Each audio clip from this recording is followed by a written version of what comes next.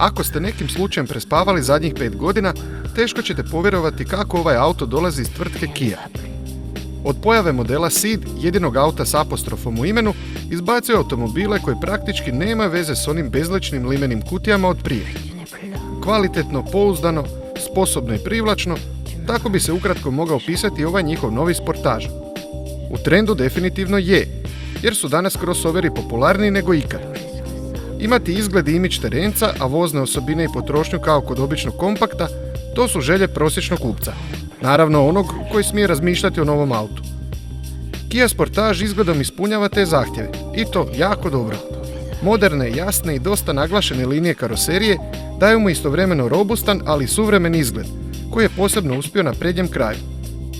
Testirani paket opreme Urban donio je atraktivna LED dnevna svjetla i 17-solne alu naplatke, a sve to uz ovu privlačnu boju ne ostavlja mjesta nikakvim prigovorima.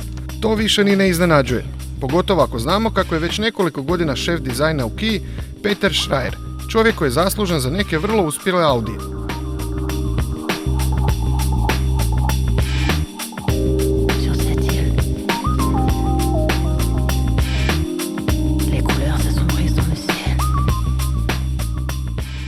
Iznutra je ovo uspjelo dizajnirano i izvedeno vozilo.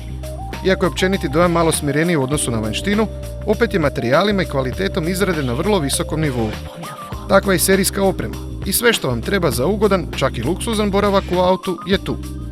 Ni prostora ne manjka, tako da će 5 osoba vrlo udobno putovati. Stat će im i prtljaga jer je i prtljažnik velik i varijabilan, pa ga možete prilagoditi svojim potrebama.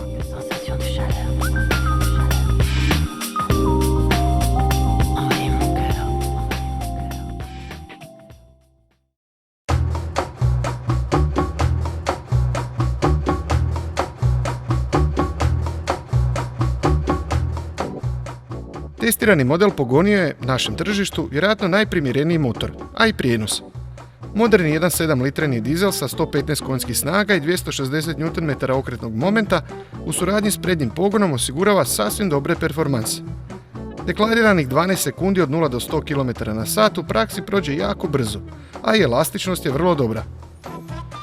Budući ovakvi automobili uglavnom ili isključivo vrijeme provode na cesti, uopće im i ne treba pogon na sva 4 kotača, a zahvaljujući izostanku istoga, potrošnja je manja.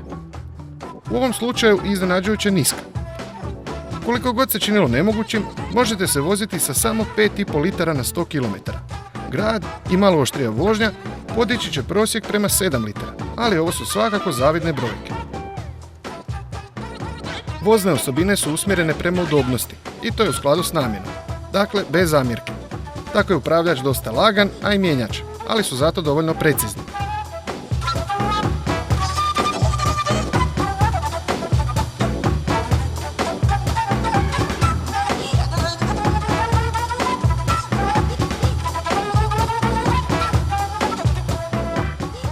Uglavnom, ovaj auto i nema nekih nedostataka. Kao i ostale nove Kije, sve za što je zamišljen odrađuje više nego dobro. Uz to izgleda vrlo privlačno, mnogima bolje od brata Hyundaia iX35, a u ovakvoj izvedbi ostavlja dojam vrlo pošteno odmjerenog vozila. Takva mu je i cijena, od 186.000 kuna. Iznenađujuće dobar motor, gomila opreme i dojam kvalitete opravdavaju cijenu tek do razine pošteno odmjereno. Isto to vrijedi za najjeftiniji model s benzinskim motorom i tek nešto manje opreme za 160.000 kuna.